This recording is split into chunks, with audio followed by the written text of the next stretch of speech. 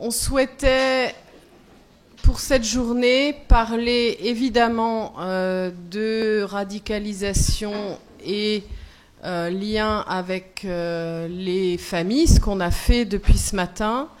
Mais pour nous, c'était vraiment important de le faire en donnant la parole aussi à des représentants de ces familles concernées. Donc on a proposé à un certain nombre de partenaires de nous rejoindre par rapport à cette initiative, et notamment l'équipe de la Maison des Ados de Nîmes dans le Gard, qui travaille avec Monsieur Ahmed Ayadi, qui va vous parler directement de ce qu'ils font ensemble à Nîmes. Edith Schlaffer de l'ONG Femmes sans frontières, qui n'a pas pu nous rejoindre en Autriche, qui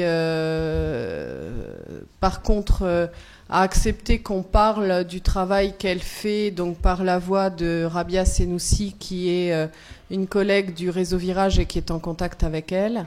Et puis donc Nathalie Haddadi, qui travaille avec nous, l'équipe du réseau Virage, et tout un groupe de mamans. Et elle parlera de ce qu'on fait tous ensemble dans le Grand Est.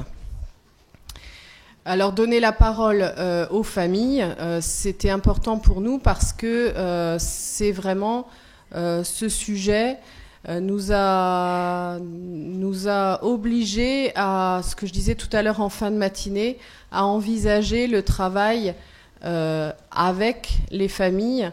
Et petit à petit, on se rend compte qu'elles deviennent de réels partenaires parce qu'elles nous permettent d'accéder à une compréhension, d'une part, de ce qui se passe en matière de radicalisation pour les jeunes qui sont concernés, mais d'autre part, à d'autres modes d'intervention que ceux qu'on pourrait construire en tant que seuls professionnels.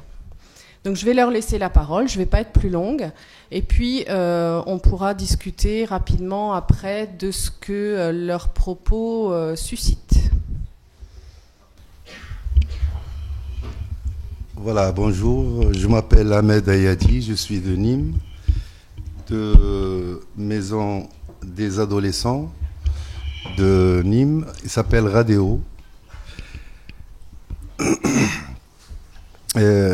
Excusez-moi parce que c'est la première fois que j'interviens. Donc le réseau de Nîmes, le Radéo, il s'occupe des familles radicalisées et en même temps il fait la coordination de toutes les associations qui se trouvent dans le Gard. Donc il y a plusieurs familles qui se sont rapprochées au Radéo, qui avaient ce problème de radicalisation et se sont rapprochées pour être soutenues par le Radéo. Radéo, il est présenté par Pierre Méjean, c'est le coordinateur de tous les qu'on appelle voilà, de toutes les associations de Nîmes. Concernant moi, j'ai deux filles qui sont parties en Syrie. La première est partie en 2013 et la deuxième en 2014. Et ça a été un choc pour moi. Parce que j'ai pas vu tout ça, je l'ai pas vu passer jusqu'à ce que j'ai découvert le décès de son mari en 2014. C'est là que j'ai su qu'il était en Syrie. En 2014, fin 2014, la deuxième est partie juste pour voir sa sœur, mais finalement, il ne pouvait pas revenir. Il est resté. On ne va pas dire qu'il était radicalisé parce qu'il a été manipulé par les réseaux sociaux, par quelqu'un, et il est parti. Donc j'ai tout fait pour l'amener. Je suis parti 2 fois en Turquie et la deuxième fois, j'ai réussi à la ramener en France. Là, elle est en France avec sa petite fille.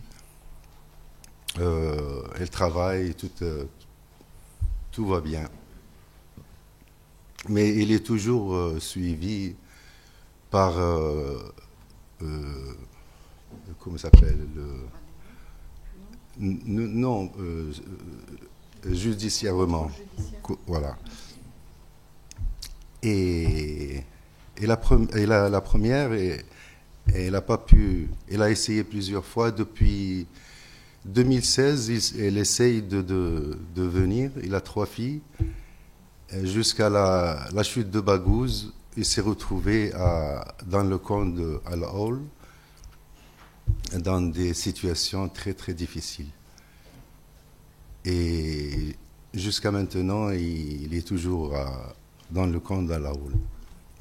Et on est en relation ensemble. Voilà, concernant les autres familles, il y a plusieurs cas dans mon cas.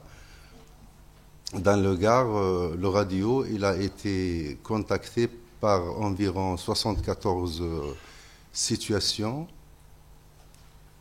dont à peu près une dizaine qui sont suivies comme moi. Je participe, eux aussi, on participe, on fait des réunions. Et les autres, ils sont plus ou moins en contact avec le radio. Voilà, c'est tout ce que je peux dire sur ça. Merci beaucoup.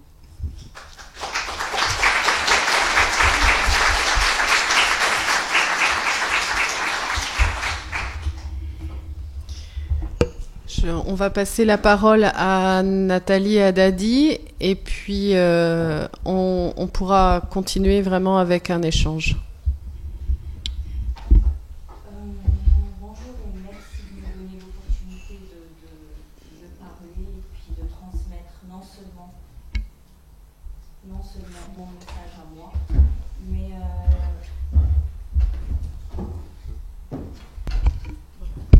oui.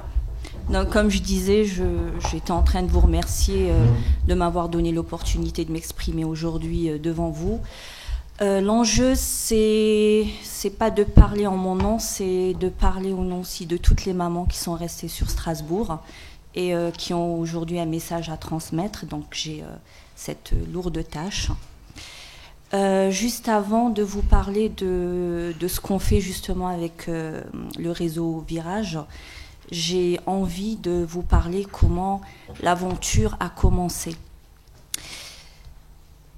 Madame Delphine Rideau a rencontré lors d'un colloque, c'est bien ça, Madame Dominique Bons, donc, qui est très médiatisée. C'est une maman qui a créé la première association Si Rien Ne Bouge. Son fils faisait partie des premiers partants en Syrie et donc qui est décédé sur zone. Et quelques mamans de Strasbourg connaissaient justement Dominique Bons, qui nous a mis en lien et en relation avec justement le réseau Virage. Un jour, on a été conviés un samedi matin justement à la maison des ados pour discuter. Donc nous étions plusieurs mamans, ainsi que Dominique Bons et bien sûr le staff du réseau. Excusez-moi, il y a de l'émotion, je suis désolée. Et voilà, on ne savait pas trop dès le départ le but de notre présence. Ça nous faisait plaisir de rencontrer quelques mamans concernées qu'on connaissait déjà directement physiquement, on connaissait parce que quelqu'un connaissait. Donc on a commencé à discuter, à parler, et on s'est rendu compte que, je pense, la première chose qui nous a marqué, c'est de se dire, nous n'étions pas seuls au monde, parce que chaque famille C'est vrai que nous avons tous des origines peut-être différentes, moi-même d'origine maghrébine, il y en a d'autres d'origine tchétchène, ou bien, comme on dit, pur alsacien. Et chacun son histoire, chacun son parcours, mais il y avait pas mal de similitudes. De toute façon, la souffrance n'a pas d'origine. La souffrance de parents n'a pas d'origine. Et ce qui est marquant dans notre histoire, c'est que, et Dieu merci bien sûr, on a quasi tous des familles, on est soutenus, etc. Mais nos familles, nos proches, nos amis ne peuvent pas comprendre ce que les autres familles, c'est pas pareil. Il y a cette facilité de discuter, cette facilité de raconter. Il n'y a pas ce sentiment le sentiment de culpabilité en là, quoi qu'on fasse, même si on fait un long travail thérapeutique, etc. Une maman se sentira toujours coupable. Je ne sais pas pourquoi, ça va peut-être pas plaire à certaines personnes, moins que les papas. Les papas, je pense, j'ai l'impression qu'ils sont beaucoup moins impliqués. Il y en a qui sont très impliqués, mais on voit beaucoup plus les mamans. Cela dit, au fur des réunions et des discussions, il y a eu des larmes, il y a eu de la colère, il y a eu de la compassion, tout ça bien sûr encadré par le personnel du réseau Virage. Et elles ont détecté et vu ce besoin qu'on avait de faire quelque chose, que ça n'arrive plus, de participer activement, de raconter notre histoire, ce qui ressort de tous les témoignages des parents. Tout le monde va vous dire « je ne veux plus que ça arrive aux autres ». De là,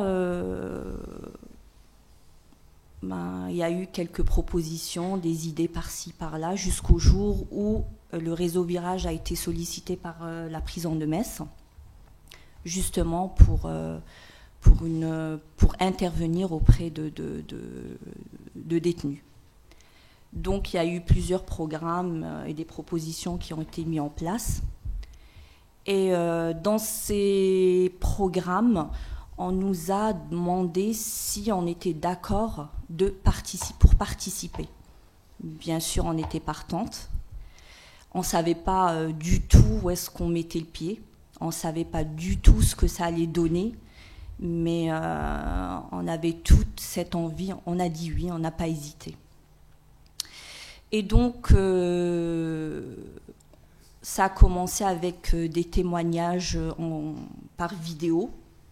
On a été plusieurs mamans à raconter nos histoires par vidéo. Et ça a été présenté aux détenus. Donc,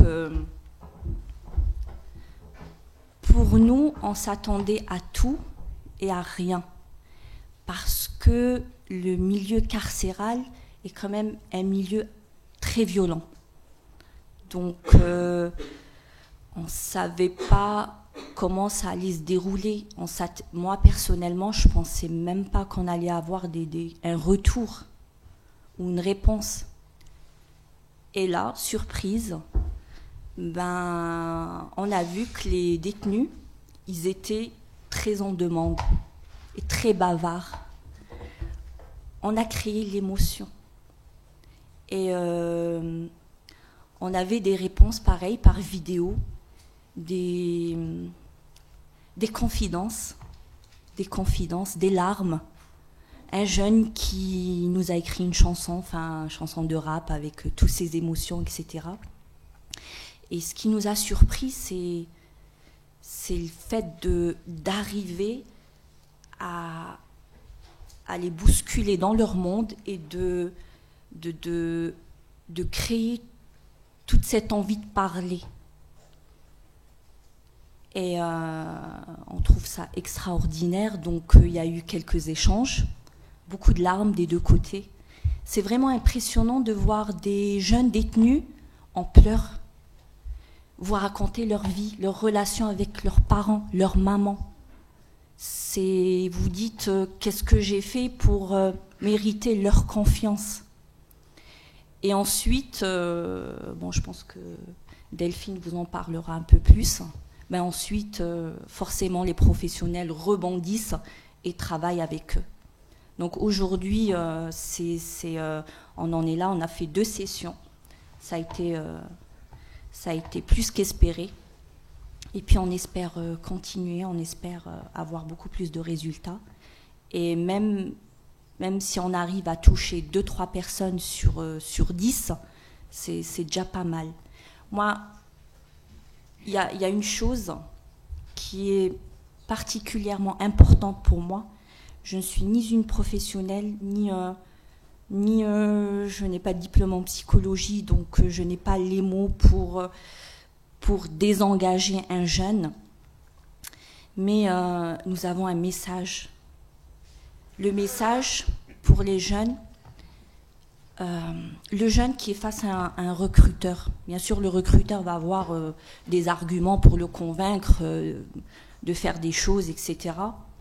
Mais moi, ces jeunes-là, j'ai envie de leur dire que quand vous vous engagez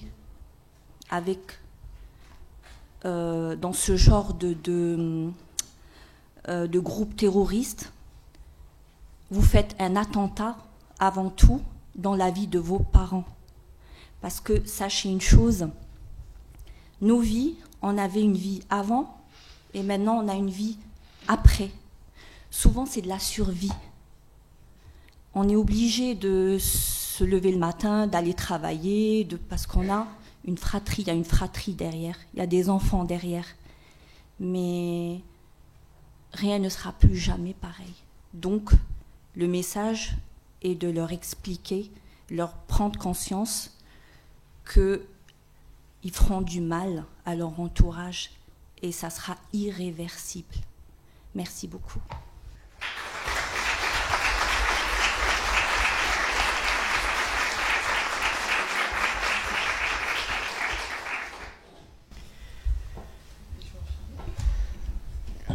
On va laisser donc Rabia Senoussi vous parler de l'ONG Femmes sans frontières autrichienne. Et puis je redirai un petit mot de l'ensemble de ses propos.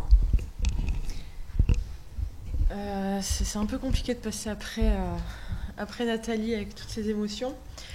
Donc je me fais un peu porte-parole d'Edith Schlaffer qui n'a pas pu être avec nous cet après-midi pour vous présenter une des initiatives de Women Without Borders qu'on va appeler Femmes sans frontières pour éviter mon accent compliqué. Ok, j'ai entendu. Donc Women Without Borders est une ONG autrichienne qui a été créée, fondée par Edith Schlaffer en 2001. Qui se concentre essentiellement sur le leadership féminin, sur le renforcement des capacités, sur les violences sexistes, le dialogue interculturel et depuis quelques années maintenant la prévention de l'extrémisme violent dont ils ont fait leur priorité. Ils sont donc depuis 2001, ils sont implantés dans une quarantaine de pays à travers le monde, au Moyen-Orient, en Asie, en Afrique subsaharienne, en Europe et aux États-Unis. Je vais vous parler un petit peu plus précisément d'un de leurs dispositifs qui fera peut-être un peu écho à ce que Nathalie a pu présenter. Elle travaille depuis 2012 sur ce qu'ils ont appelé les mother schools, donc les écoles de mères. Donc les mamans sont considérées comme étant en première ligne face à leurs enfants, et les premières à pouvoir détecter les changements de comportement, etc., chez des enfants qui se radicaliseraient. L'idée était de pouvoir leur permettre en fait de se former, d'être sensibilisées aux différents changements de comportement et qu'elles puissent ensuite former d'autres mamans à la prévention et à la détection de leur propre leurs propres enfants. L'idée de faire participer des mamans, c'est effectivement de pouvoir profiter de la proximité physique et émotionnelle qu'on va parfois freiner chez les professionnels, à qui on va demander, ce matin vous parlez de neutralité, et de les mamans comme Nathalie pourront avoir un discours qui va être plein d'émotions, que nous, professionnels, quand on est en détention, on n'a pas le même rapport avec les détenus, on n'a pas la même portée finalement que le discours que pourraient avoir des mamans. Et les Mother Schools permettent vraiment du coup aux mamans de se former et ensuite de pouvoir intervenir auprès d'autres publics et de pouvoir toucher un maximum de personnes. Que vous dire de plus? C'est compliqué parce que je ne suis pas je ne suis pas Edith Schlaffer, donc ça va être compliqué de vous en dire plus. Je pourrais éventuellement répondre à quelques questions, j'aurai pas toutes les réponses, mais voilà. Je suis désolée, c'est un peu court, rapide, mais remplacement au pied levé.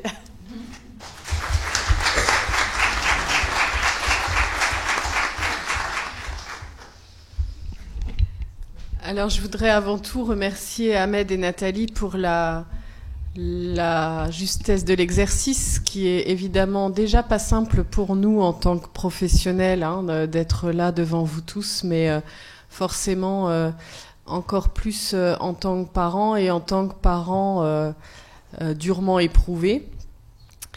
Ce qui est important pour nous dans le fait de leur donner la parole directement, et ils l'ont accepté, on les a pas forcés, c'est de montrer, et qu'il n'y ait pas de doute sur le fait que ces travaux existent, que l'intérêt de parents qui se rassemblent entre eux, puisque Ahmed ne l'a pas précisé, mais à Nîmes, ils vont beaucoup plus loin que nous à Strasbourg dans le travail collectif entre parents, avec des week-ends, des séjours, des visites qui nourrissent, je pense, beaucoup de débats et de liens au sein de ce groupe,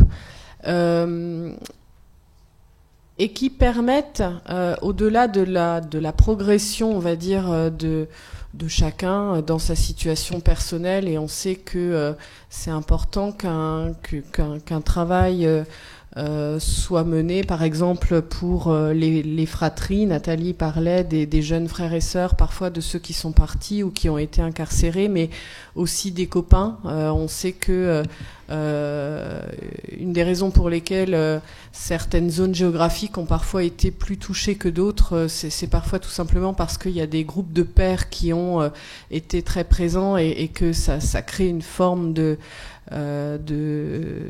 contagion.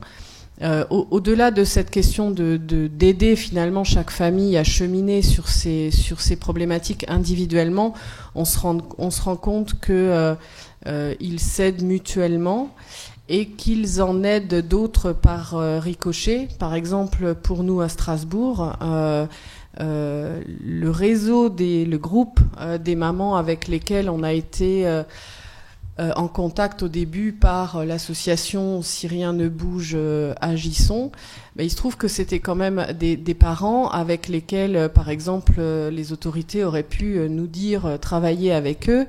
On évoquait ce matin la complexité de rentrer dans une dynamique d'accompagnement. C'est des familles qui n'auraient pas forcément accepté ou souhaité un accompagnement professionnel. Et aujourd'hui, on se rend compte que ça passe aussi par là, c'est-à-dire que ça passe encore par là, via les réseaux sociaux, via un certain nombre de médiatisation et autres. Certaines familles inquiètes, certaines familles concernées vont plutôt faire le choix de s'adresser à d'autres familles qui ont été confrontées à ces difficultés que à n'importe quel professionnel. Au-delà de ça, il nous a semblé, et c'est tout l'esprit, je crois, de ce que Edith Schlaffer a développé en Autriche, il nous a semblé que les idées, les motivations de ces familles qui de fait avaient l'écoute d'autres familles, mais aussi on s'est vite rendu compte qu'elles avaient l'écoute de jeunes ou là maintenant de détenus, étaient à ce point sincères qu'elles nous permettraient possiblement de déclencher, et c'est ce que Nathalie, je crois, illustre bien, de déclencher une authenticité de propos chez des détenus dont on savait déjà, les professionnels de l'administration pénitentiaire nous en faisaient part, et nous-mêmes, quand on y a mis les pieds les premières fois en prison, on s'en est quand même bien rendu compte, qu'ils ont construit autour d'eux, au-delà des murs de la prison, toute une somme de remparts plus virtuels qui nous empêchent d'accéder à leurs émotions, qui nous empêchent d'accéder à l'ébauche d'un travail qui pourrait permettre une pseudo déradicalisation, ou en tout cas, nous on parle souvent au moins déjà de désengagement de la violence. Et c'est vrai que tout ce travail qu'on a pu construire maintenant, expérimenter plus que construire d'ailleurs, avec des familles et dont on parle entre équipes qui essayons d'engager les mêmes dynamiques, y compris hors de nos frontières, nous semble très prometteur à l'avenir parce que il nous oblige collectivement à regarder les familles autrement que juste comme des objets d'étude ou des objets d'accompagnement, et les personnes concernées aussi. Et ça replace les professionnels, moi je trouve, à une position beaucoup plus humble que celle qu'on essaye parfois d'avoir ou de nous engager à avoir. Parce que dans un dispositif comme celui qu'on a décrit par rapport à la détention, notre rôle essentiel, il est de permettre techniquement que des témoignages soient enregistrés, autant ceux des mamans.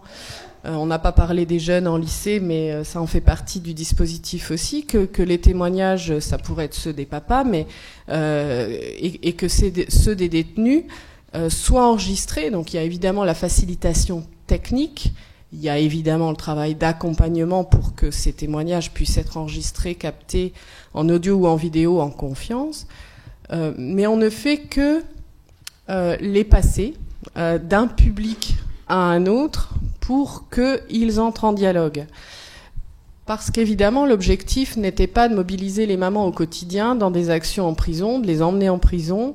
Elles y vont déjà, pour certaines d'entre elles, suffisamment quand elles vont rendre visite à leurs enfants incarcérés.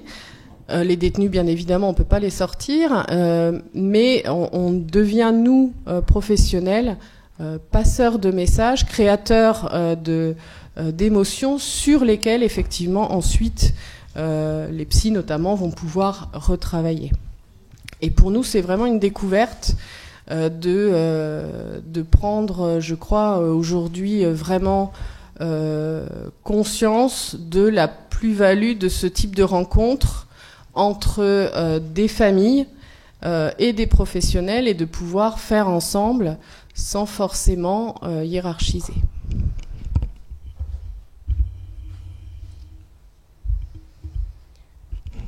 Alors, je ne sais pas si ça suscite des questions.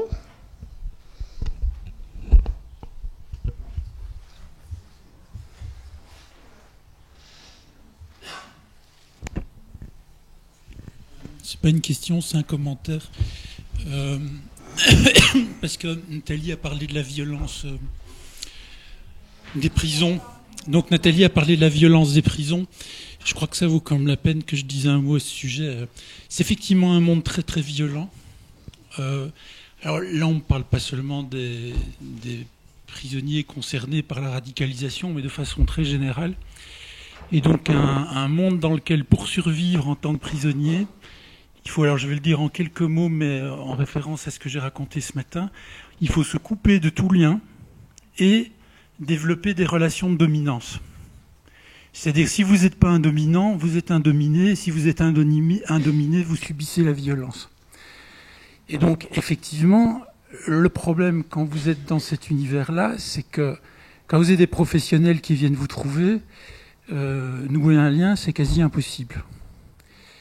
Et donc, moi, je pense effectivement que le travail des parents concernés en prison est extrêmement utile dans le cas des prisonniers concernés par la radicalisation, parce qu'effectivement, il y a moyen par là de nouer des liens sans lesquels aucun travail n'est possible. Et je crois que s'il y a un lieu où c'est difficile de nouer des liens, c'est en prison à cause de cette violence. Voilà.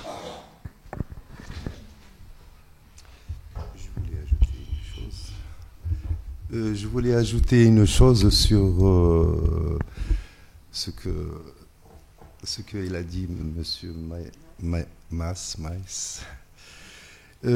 Sur un cas dans notre ville, à Nîmes, c'est le cas d'une famille tunisienne qu'ils ont remarqué que leur enfant, âgé de 18 ans à peu près, parlait avec discrètement, et il restait jusqu'à minuit, parlait avec je ne sais pas qui, et la maman, elle écoutait. Alors, il a informé le papa et ils ont décidé de le dire à quelqu'un pour empêcher son fils. Déjà, le papa, il n'a pas aimé ça et il a parlé un peu méchamment avec son fils. Donc, il s'est approché à la mosquée pour parler à quelqu'un pour aider son fils. Ce monsieur, il a directement averti le commissariat de police, la police. La police, ils sont venus, ils ont pris le petit. Il est resté 3 ans en isolation. 3 années d'emprisonnement en isolation. Alors qu'il n'est ni parti en Syrie, ni quoi que ce soit. Donc il a passé un petit moment de sa vie. Et il pouvait aller loin juste pour, je veux dire, se venger contre l'État et faire. Mais lui, il était un petit peu sage, plus sage que. Donc, il est sorti après ces 3 années de prison. Il est sorti bien, je veux dire.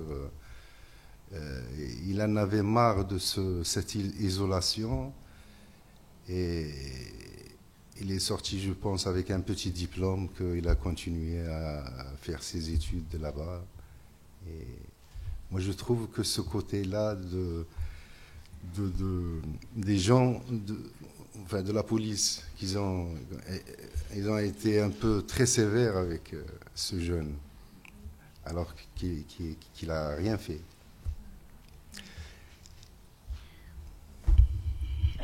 C'est le débat qu'évoquait tout à l'heure Nicolas Campello. On ne peut pas se situer dans les enjeux de la sécurité et de la justice à nos niveaux, ou en tout cas sûrement pas que cela. Mais c'est vrai qu'il y a un débat, je sais aujourd'hui, même au sein de l'administration pénitentiaire, sur le fait que on savait déjà très tôt qu'un certain nombre de personnes se seraient plus ou moins radicalisées en prison.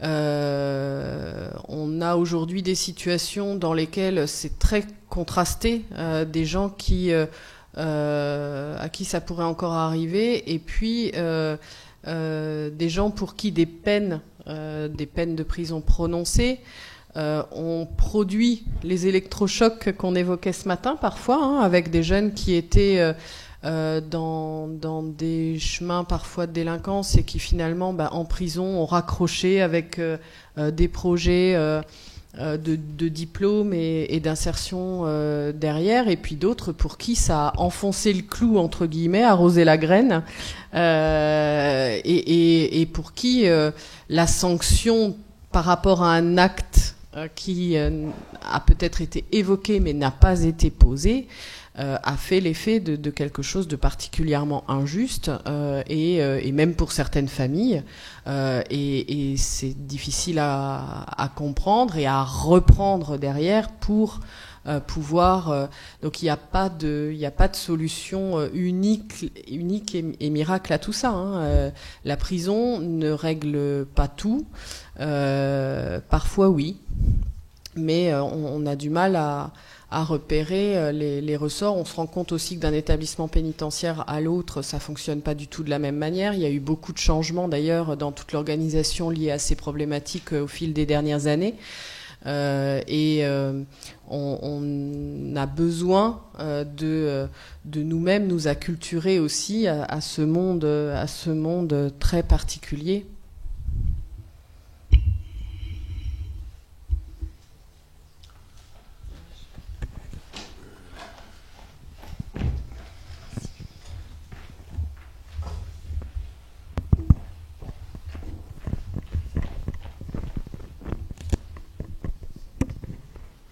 Oui, bonjour. Oui, Madame Rideau, vous avez parlé un petit peu des initiatives que Monsieur Ayadi et le groupe de 10 familles là, sur Nîmes ou dans le Gard menaient, mais j'aurais voulu entendre Monsieur Ayadi là-dessus. Quel genre de choses vous faites je sais pas. Quel genre d'activité vous faites entre les familles, entre les 10 familles dont vous avez dit avec lesquelles vous vous rencontrez de manière assez régulière? Les activités au sein de l'association, vous voulez Oui, dire il y a une association. Oui. D'accord. Bah oui, quelques mots là-dessus, si oui, c'est possible. En fait, l'association dirigée par le RADEO, réseau de dérive, je pense, extraordinaire, des adolescents extraordinaires. Donc, il nous aide beaucoup. Il aide surtout le côté soutien. Il soutient les familles par tous les moyens. On fait des sorties, des fois 2 jours, 3 jours à l'extérieur de Nîmes. Et en même temps, on fait des réunions, on discute, ils essayent de trouver une solution pour chaque cas. Parce qu'il y a plusieurs cas et ils ne sont pas pareils. Comme par exemple, on a une famille que un jeune il est parti avec le passeport de son frère.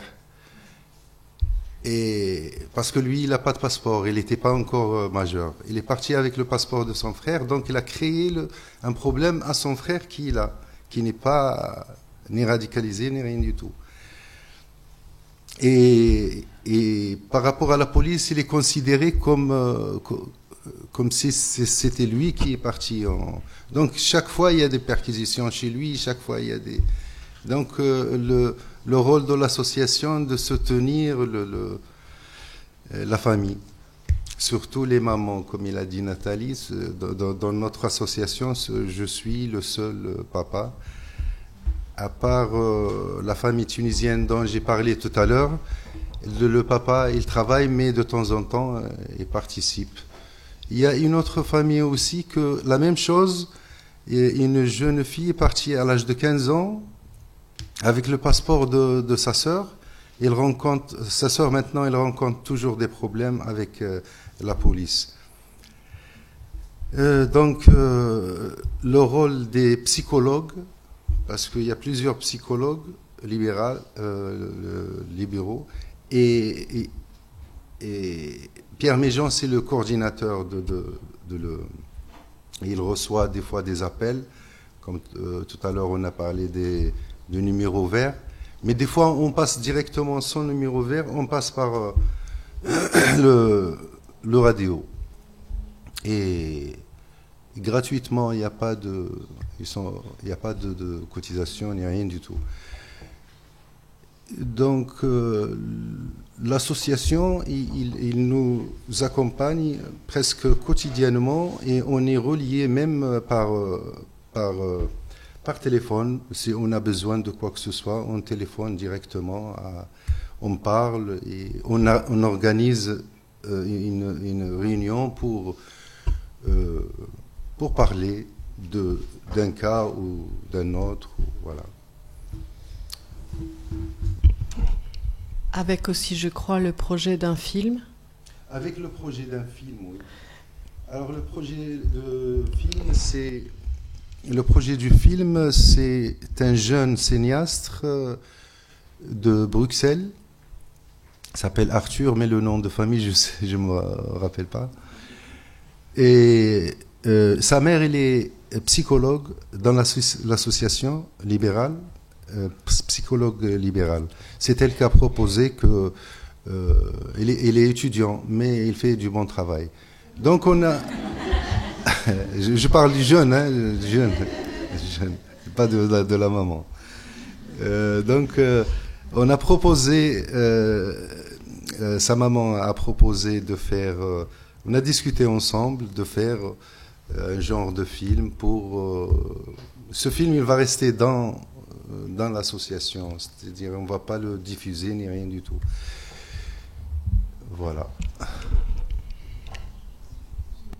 De la même manière que les vidéos qu'on a enregistrées, nous, dans un premier temps, avec les mamans sur Strasbourg, ne sont pas accessibles au grand public, ni même aux professionnels que vous êtes, bien que on étudie la faisabilité de quelque chose dans ce sens-là, mais pour nous, ça devient des films de ce type-là, deviennent un support de travail qui nécessite d'être protégé. Ça va au-delà du sens du droit d'auteur, ça va au sens de ce qu'elle nous confie, et elle nous le confie pour un travail particulier dont nous portons garant. On a bien conscience, et ça fait partie des missions qui nous sont confiées par l'ARS, que ça aurait un intérêt d'être de plus en plus accessible à un réseau plus large de professionnels, mais ça mérite tout un tas d'étapes de précautions avant que ça ne soit possible. Donc sur la chaîne YouTube du Réseau Virage, vous pouvez trouver un certain nombre de vidéos, de matériaux qu'on a filmé notamment dans le cadre du dispositif Et si j'avais tort, qu'on a adapté, qui est un dispositif de Montréal autour de l'esprit critique, mais vous ne trouverez pas les vidéos témoignages des mamans. Alors celui de Dominique Bons est quand même disponible sur le site de l'association Si rien ne bouge, agissons, puisqu'elle l'a tourné avec nous et elle souhaitait le mettre en ligne sur son site. Donc celui-là, vous pouvez y accéder et on travaille à la suite. Oui, bonjour. Je voulais d'abord remercier les témoignages des deux personnes là ici présentes. J'avais une question à vous poser. Lors de vos rencontres en milieu carcéral, est-ce que vous êtes dans un dialogue vraiment avec ces jeunes, ou est-ce que ces jeunes sont plutôt en situation d'écoute, en situation d'attente, en situation de... Je voulais un petit peu savoir comment se déroulaient justement ces entretiens avec eux. Alors, ce qui est extraordinaire dans ce travail, c'est que quand on avait lancé ce témoignage, on ne savait pas comment ça allait se dérouler, s'il allait y avoir un retour ou pas. Donc, on avait chacune une histoire, on a juste raconté l'histoire. Et de ces vidéos, on a eu des réponses. On a eu des jeunes qui commentaient nos vidéos. On a eu des jeunes qui ne parlaient pas du tout de notre témoignage, mais qui parlaient tout de suite de leur vie, comme si ils attendaient que ça. Et on a aussi des jeunes qui ont parlé des liens qu'ils avaient plus ou moins avec leurs parents, etc. Mais de tout. Chacun avait envie de dire quelque chose, soit témoigner, on a eu droit à vos témoignages, m'a beaucoup touché, bon courage, je vous souhaite le meilleur, etc. Ce qui m'a impressionné, c'est les messages où on nous disait, ces jeunes-là nous disaient, surtout ne culpabilisez pas, surtout, parce que vous n'y êtes pour rien, vos enfants ont pris leur décision. C'est comme s'ils étaient là pour nous consoler. D'autres messages, comme je vous l'ai expliqué, c'est tout de suite j'ai besoin de vous raconter ma vie. Et on avait de tout. C'était du dialogue et du commentaire et voilà. Je me permets de compléter. C'est un travail qui s'inscrit dans un programme d'une grosse vingtaine de séances avec un même groupe de détenus qui ne sont pas tous condamnés pour des faits liés au terrorisme. L'administration pénitentiaire constitue des groupes mixtes avec des gens qui sont donc concernés. D'ailleurs, on dit jeunes, mais ils sont pas toujours si jeunes que ça. Bien qu'à 46 ans, on est encore très jeune. Un clin d'œil. Du coup, ils nous constituent des groupes mixtes entre donc des personnes condamnées pour des faits liés au terrorisme et souvent des personnes condamnées pour des faits liés à des crimes familiaux ou conjugaux. Donc cette question du lien et cette question de la famille, de toute façon, elle est centrale. Et c'est des programmes dans lesquels on rencontre un même groupe pendant plus d'une vingtaine de séances entre des professionnels de notre équipe et des professionnels de l'administration pénitentiaire. Et il y a le travail avec les mamans, à partir des vidéos témoignages des parents, des mamans, n'arrive pas en première séance. Il y a une dynamique de groupe qui se constitue par le biais d'un certain nombre d'autres supports et activités.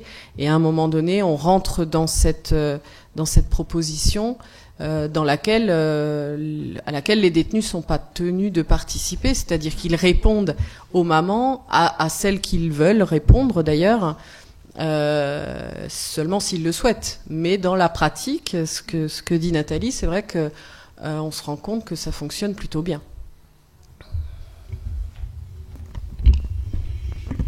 Oui, merci à vous, madame, merci à vous, monsieur, pour ces témoignages. Je voulais vous demander, vous savez, au niveau professionnel, on est beaucoup occupé en ce moment par la question des retours de zone, des mineurs de retour de zone. Et du coup, j'aurais voulu vous demander ce que vous attendiez de l'État français et aussi si vous compreniez, vous, en tant que parent, le côté judiciaire, la réponse judiciaire qui était apportée.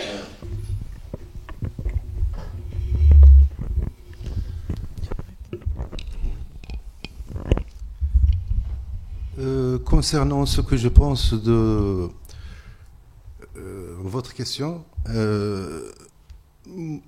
pour moi, les jeunes qui sont partis en Syrie ou en Irak, pareil, sont des victimes. La plupart ne sont pas ce qu'on appelle radicalisés.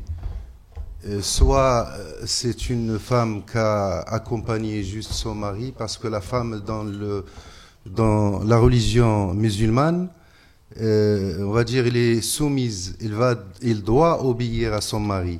Elle va pas dire non à son mari. On va y aller en Belgique, donc il va dire oui. Donc la plupart, ils ont proposé que on va faire le voyage pour la Turquie, mais en fait c'était pour la Syrie.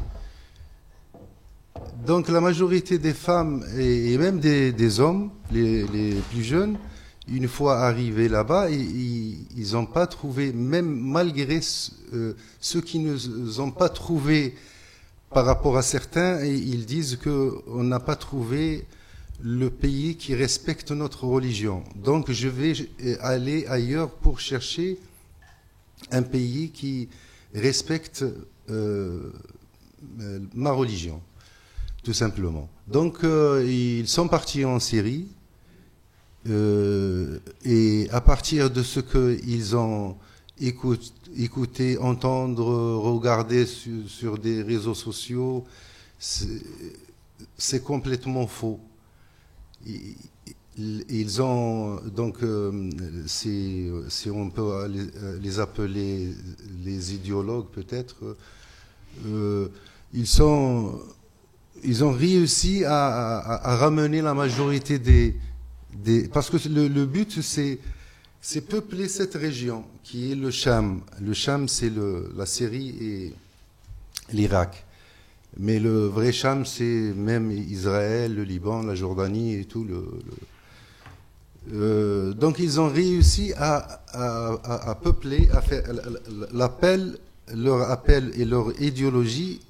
Ils ont réussi à ramener ces jeunes. Mais ces jeunes, une fois sur place, ils ont senti qu'ils ont été trahis. C'est pas l'État islamique, c'est une mafia. Alors, ils ne peuvent pas sortir, ils ne peuvent pas quitter leur camp. Donc, revenons à la question, qu'est-ce que je pense? Je pense que ce sont des victimes et que le gouvernement doit voir ce côté-là humainement. C'est pas tous les revenants, ils vont créer des problèmes ici. Pas du tout. Moi, si je peux donner mon avis sur ça, s'il faut combattre le radicalisme ou combattre cette idéologie, il faut d'abord comprendre l'islam. Parce que si on considère que ces gens-là sont radicalisés, tous les musulmans sont radicalisés, sans exception. Parce que c'est écrit noir sur blanc. Un musulman, s'il respecte ce que l'islam lui a rapporté, donc il va croire à ça. Il ne peut pas supprimer ni sourate, ni verset, ni rien du tout. Donc il va être considéré comme radicalisé, sauf que lui, il ne va pas passer à l'acte. Les idées, il va croire à ses idées, mais il ne passe pas à l'acte. Pourquoi? Parce qu'il est pacifique et il pense avec sagesse, et c'est tout. Et chacun, voilà, il y a plusieurs façons de... Voilà. Nathalie, peut-être pour compléter. Je tiens particulièrement à répondre aussi à votre question. Me concernant, le cas ne se pose même plus parce que mon fils est décédé au bout de 2 mois après qu'il soit arrivé en zone irako-syrienne. Par contre, je tiens à vous répondre au nom de de toutes les mamans à qui j'ai parlé, et dont les enfants sont en cours de rapatriement ou sont dans des camps. Je ne connais aucun parent qui est contre l'idée que leur enfant passe par la case prison. Bien au contraire, je pense que c'est normal de les judiciariser et puis qu'ils passent aussi par la case prison et de voir à quel point ils ont été radicalisés, s'il y a quelque chose à faire ou pas. Parce que concrètement, vous avez des gens qui sont radicalisés, qui ont été désenchantés par, on va dire, le programme de Daesh. Ils sont désengagés, mais pas pour autant déradicalisés. D'où l'importance justement d'un suivi de professionnels et de passer par la case prison. Mais je peux vous assurer, je parle au nom de toutes les mamans, tous les parents ne voient vraiment pas on va dire, ils sont pour que leurs enfants comprennent qu'ils doivent impérativement passer par la case prison. Ils le savent. Je reprends une phrase d'une maman que je connais. Elle a dit, et ça m'avait beaucoup marqué, on a kidnappé mon enfant. Pas physiquement, bien entendu, mais voilà, ils reviennent, ils sont là physiquement, mais mentalement, est-ce qu'ils sont revenus? Donc voilà. Merci. Bonjour, je voulais juste vous demander si vous connaissez le collectif Famille Unie. Oui. Ah, bon, bah alors ça va. Oui. Véronique Roy, c'est ça? Je crois que tout le monde ne connaît pas, donc si vous voulez peut-être... C'est une association qui a été créée en 2018, il me semble, par des parents, par un ensemble de parents et de grands-parents qui ont des enfants et des petits-enfants qui sont restés là-bas sur zone et donc qui essayent de faire pression sur le gouvernement pour rapatrier les enfants et les petits-enfants. Voilà. donc créé par des parents qui ont aussi perdu leur enfant sur zone. Je fais partie de l'association Famille Unie. C'est un collectif, c'est pas une association. Oui, c'est un collectif. C'est un collectif. Ouais, je fais partie d'un parent. D'autres questions ?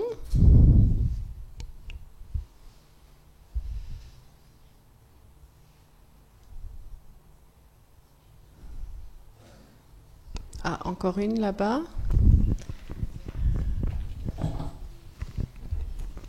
Bonjour. Déjà, je suis agréablement surprise de voir qu'il y a des initiatives en détention. Ça fonctionne ? Oui. Je suis psychologue au centre de détention de Villeneuve et ça me questionnait beaucoup parce qu'on nous parle beaucoup de radicalisation, il faut faire très attention, du repérage, etc. En tant que psychologue de l'unité sanitaire, on ne voulait pas trop rentrer là-dedans, dans le sens où, je ne sais pas comment expliquer cela, mais ça mettait une barrière à certains détenus de pouvoir parler de religion avec nous. C'est vrai que ce sont des patients que l'on rencontre pas, peu. En tout cas, dans ma pratique, j'en ai peu rencontré. Parce que se parler de ça face à un professionnel, c'est quand même assez stigmatisant finalement. Un des rares patients qui a réussi à parler de ça avec moi, justement, a mis en avant cette stigmatisation et a mis beaucoup de temps avant de l'aborder. Et ce qui était mis en avant, et ce que je trouve génial avec ces initiatives, c'est que c'est justement par l'aspect émotionnel, plus que rationnel, que vous arriverez à toucher ces jeunes. D'où on va dire je trouve pas mon mot, mais l'intérêt grandissant justement de ce type d'initiative plutôt que d'axer sur les professionnels de terrain. Parce qu'on a très peu accès, j'ai l'impression, en tout cas dans les unités sanitaires, aux jeunes radicalisés. Voilà. Je pense que c'est lié à un débat qui nous occupe, en tout cas en France, depuis quelques années maintenant, sur le fait que ce sujet de la ou de les radicalisation au pluriel soit légitime dans des pratiques sociales ou des pratiques de santé publique. C'est pas rare qu'on entende encore quand même beaucoup de psychiatres ou de psychologues et même de travailleurs sociaux de dire que globalement ceci n'est pas leur sujet, que c'est uniquement le sujet de la sécurité. Et inversement, dans le champ de la sécurité, des gens qui considèrent que ce serait au psy de résoudre ces problèmes-là, parce que si on schématise, ces gens seraient fous.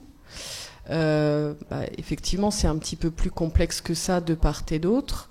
La question de pouvoir parler religion, je pense qu'on est tous confrontés à une difficulté autour de ça qui est liée au fait qu'on a absorbé et on nous a rebaigné beaucoup depuis quelques années d'une forme de laïcité radicale, d'une neutralité, d'un devoir de réserve abusif.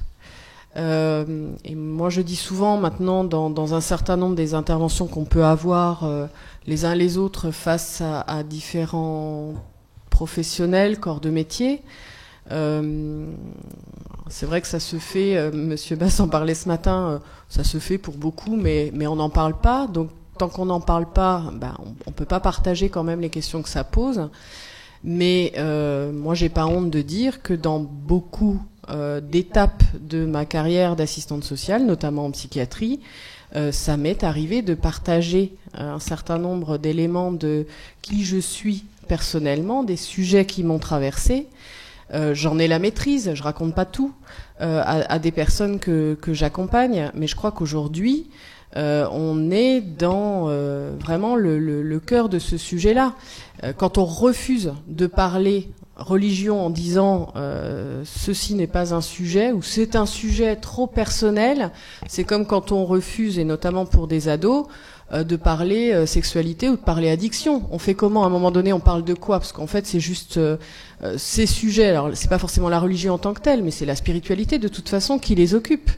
Donc, si en tant qu'éducateur, travailleur sociaux, psychologue ou psychiatre, médecins, infirmiers, on refuse de parler de spiritualité au sens large, de vie affective, d'addiction au sens très large aussi, parce que finalement ici on en a tous, certains plus que d'autres, mais a priori tous quelques-unes, on va parler de quoi? On reste en surface en fait. Et c'est ça, je pense, qui est quand même une grosse partie du débat autour de ces sujets-là. Moi, ça me pose question que finalement, dans des unités, dans des unités de soins, mais on l'a dans beaucoup d'autres établissements, on peine à rencontrer finalement des personnes sur ces sujets-là. Mais je pense que c'est pas lié aux pratiques d'un tel ou d'un tel. C'est lié à des formations, à des cultures professionnelles, à la façon dont on arrive à partager ces questions-là entre nous pour faire évoluer un petit peu le curseur. Peut-être dire que ça fonctionne. Peut-être dire qu'au niveau de Préfère, on parle de religion assez facilement. Mais on parle de religion chacun à partir de l'endroit où on se trouve. C'est-à-dire, moi je dis de façon assez claire que je suis agnostique. Mais un agnostique qui a un respect profond pour le fait religieux. Et donc les gens me parlent de leurs croyances, je leur parle éventuellement des miennes. Ce qui n'est pas neutre, mais qui par contre est abstinent, parce que la question, c'est pas de savoir de quoi on parle. Je pense qu'il n'y a pas de sujet tabou. La question, c'est que vous êtes là pour aider les gens, ils ne sont pas là pour vous aider vous. Et donc c'est ça les relations interdites. C'est que vous n'avez pas à dire des choses qui amèneraient les gens que vous recevez à vous aider vous. Vous êtes là pour les aider eux. C'est ça la nuance. Alors du moment où vous êtes au clair avec ça, vous pouvez parler d'énormément de choses. Par rapport à la question des mesures de prison, je pense que Ahmed et Nathalie ont raison tous les deux. C'est-à-dire qu'effectivement, la plupart de ces jeunes sont des victimes. Mais le problème, c'est que le mot victime a un double statut. Il a un statut psychologique et puis il a un statut judiciaire.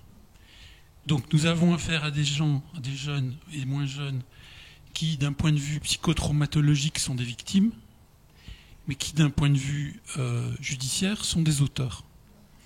Donc à partir du moment où du point de vue judiciaire ce sont des auteurs, effectivement Nathalie a raison, la case prison est indispensable. Le problème c'est pas la case prison, le problème c'est ce qu'il y a dans cette case. Et ça, je reviens sur la question du lien, quoi. C'est-à-dire comment est-ce qu'on peut recréer du lien à partir de la prison. Et c'est là que je salue, moi, cette initiative. Et j'ai envie de vous raconter une petite histoire qui, en plus, est une histoire française. C'est même pas une histoire belge, pour changer. Un gars qui revient de Syrie en passant par un pays d'Europe de l'Est. Il est assez malmené par les policiers dans ce pays d'Europe de l'Est. Et donc il s'attend à la frontière française à être assez malmené, et encore plus malmené éventuellement par le policier français. Et à sa grande surprise, le policier français, il faisait froid. Et donc le policier français lui donne une couverture, un café pour le réchauffer. Ça fait un peu penser à la chanson de l'Auvergnat de Brassens, cette histoire. Et alors, ce qui est remarquable dans cette histoire, et la raison pour laquelle je voulais la raconter, c'est que ce jeune, il va raconter par la suite que le fait que ce policier lui donne une couverture, un café chaud, ça a tout changé. Pourquoi ? Parce qu'il a eu le sentiment qu'il y avait encore une place pour lui en France. Et donc ce qu'il va raconter, ce jeune, par la suite, c'est que, évidemment, il est passé par la case prison, mais que pendant tout son travail de réinsertion à la sortie de la prison, il a été soutenu par le souvenir de ce policier qui lui avait donné une couverture et un café. Et donc ça, c'est du lien. C'est du lien à un niveau très élémentaire, mais ça fait vraiment la différence. Et comme je vous ai dit, le déclic de la déradicalisation, c'est du lien plus de la loi. Alors effectivement, la case prison, c'est la loi. Mais qu'en est-il du lien ? Je vous remercie d'avoir fait pour moi la conclusion de cette table ronde. Je crois, à moins qu'Ahmed et Nathalie veuillent rajouter encore quelque chose. Je voulais juste compléter ce qu'il a dit. Monsieur Mas. C'est vrai que des fois, quand on ne donne pas à quelqu'un une valeur, peut-être il la mérite pas, mais une fois la personne, on lui donne. Je voulais vous parler juste des gens qui, surtout les enfants qui sont en Syrie, dans un camp qui s'appelle Al-Hol. Al-Hol, ça veut dire la terreur en français. Et un autre camp, camp de Roj. Il y a d'autres camps, hein, bien sûr. Ces enfants, ils souffrent quotidiennement. Peut-être un an et demi qu'ils sont là-bas. Il n'y a ni eau, ni médicaments, ni rien du tout. Et à côté de ça, il y a une pression ou répression de la direction kurde qui les prive de tout. Donc, la famille unie, ils demandent toujours le rapatriement des enfants, alors que l'État, le gouvernement français ou les gouvernements européens, ils répondent pas. Et ils sont toujours muets face à ce drame qui est en train de se passer, surtout avec l'hiver. Il fait très froid par moments, il fait -6, -10. Ils n'ont pas de couverture, ils sont sous les tentes. Il y a beaucoup d'enfants qui sont morts. Donc si on les laisse là-bas, si on ne fait pas un geste pour c'est comme on veut encore d'autres radicalisés. On veut que tout ce monde, je ne sais pas, il y a peut-être 1000 personnes ou 2000 personnes, on veut encore d'autres radicalisés. À mon avis, il faut les rapatrier et les corriger ici. Chaque pays doit accepter donc c'est un geste que le gouvernement fait pour que on fait, au moins le citoyen français qui est parti, même il s'est trompé, mais il a droit à une deuxième chance. Il va se sentir aidé, comme vous avez dit, le cas de cette personne. Merci à tous les deux, Rabia Senoussi aussi, bien sûr, mais particulièrement à Nathalie Haddadi et Ahmed Hayadi pour leur témoignage, et à vous pour votre écoute.